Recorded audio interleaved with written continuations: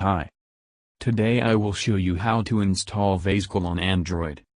This video is for educational purposes only and I'm not responsible for your actions. First we need to update Termux. Now we need to install Git and Python.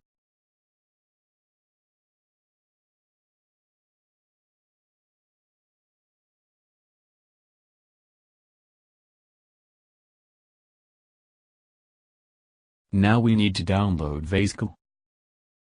Link will be in description.